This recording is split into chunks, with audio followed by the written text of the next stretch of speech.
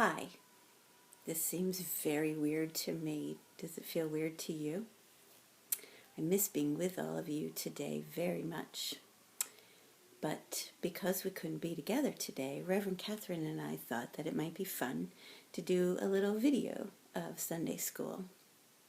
I don't know if you were able to watch the worship service from the National Cathedral that just ended, but we did. And it was really neat to be able to worship at home from the couch. If you saw it, I'd love to know what your favorite part was. My favorite part, or one of my favorite parts, was the organist. Did you see? There were 4 keyboards and there were foot pedals, and it was amazing to me that he could do all of that and play the right notes. Anyway, I thought we could start the same way we start every class, and maybe this is a good time for you to teach the rest of your families that don't come to our class our little opening prayer. So I'll sit up straight, since if I stand you won't be able to see me. Do you remember how we do it? God be in my head, Jesus be in my heart, the Holy Spirit be by my side.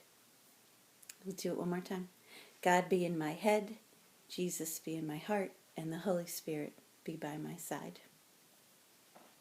So today I am leaving in your mailboxes a couple of papers. The first is called A Sacred Journey, and it is a dot by dot. And you connect the dots to find about a very important event that happened, and it took the same amount of time that the season of Lent takes. I know you all know this one, 40 days, right? So when you do the dot to dot, it may help you learn and figure out what our story is going to be today. The second page I'm leaving you is a color by number. And once you color in all the numbers to the corresponding colors, you will find the hidden pictures. And this page is called the Sign of the Covenant. And again, it has to do with our story of today. Have you guessed it?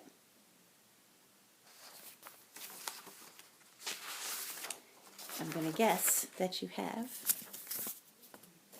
And I'm going to read the story to you. I have to put my glasses on. It is called Noah's Family in the Flood. And I thought that was a good story since we are all with our families today. As I get a little closer and you can see the pictures.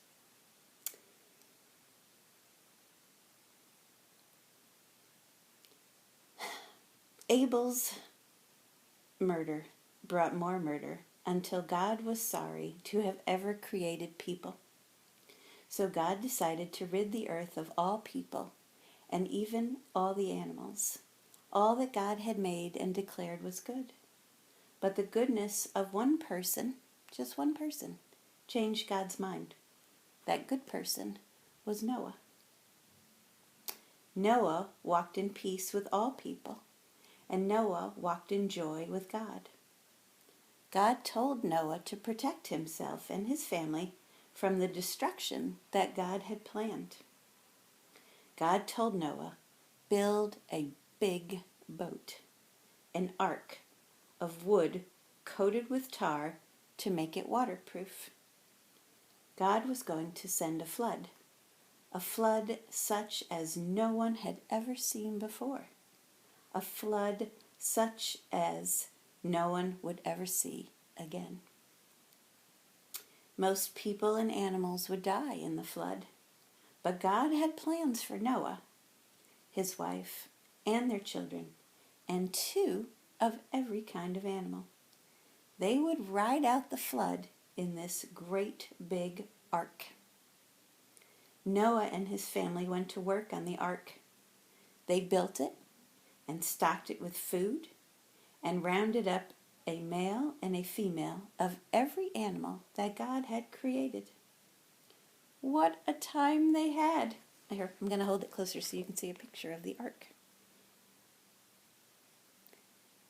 Can you see all the different animals they put on the ark?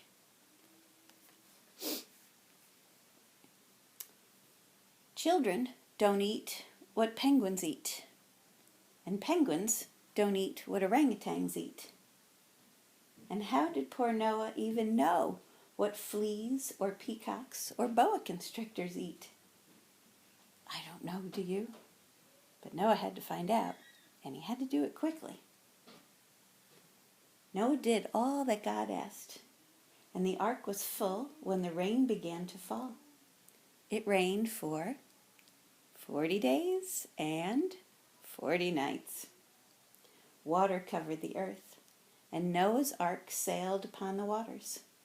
The waters rose higher and higher until the tallest mountain peaks were submerged and no dry land could be seen. But God had not forgotten Noah and his family. After those 40 days, God sent a drying wind across the earth, and the waters began to recede.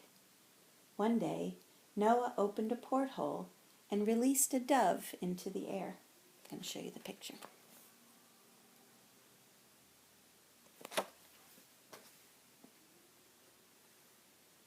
The dove flew out, but it soon returned.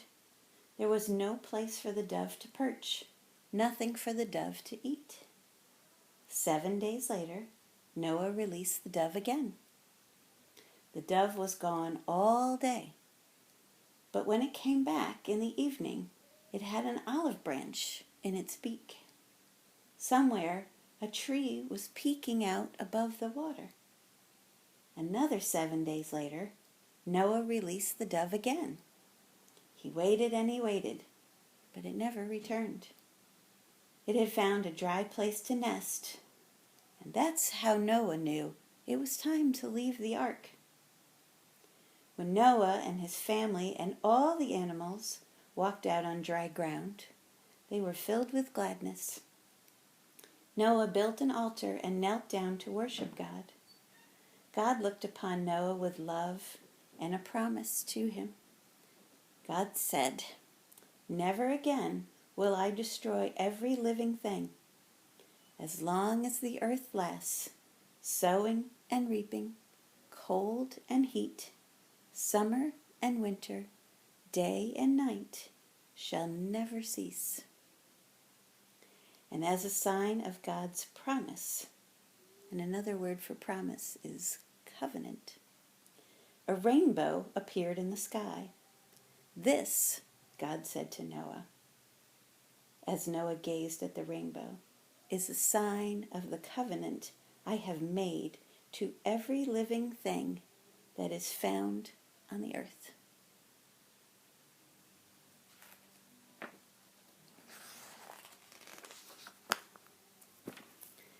Maybe we'll get to see a rainbow this week. Maybe it'll rain and we'll get to watch for God's covenant in the sky and we'll get to see a rainbow. How are you spending your time now? Yesterday, our family watched Chitty Chitty Bang Bang together, and that was a movie I had not seen since I was your age. And it was really fun to watch. And it was the first time Jackson had ever seen it, and he laughed a lot, and we sang the songs, and it was really fun. Today, we're going to have a board game day, and we're going to play the Game of Life Fame Edition, where instead of a little car, you get to pick a limousine to drive your people around in. What are you going to do?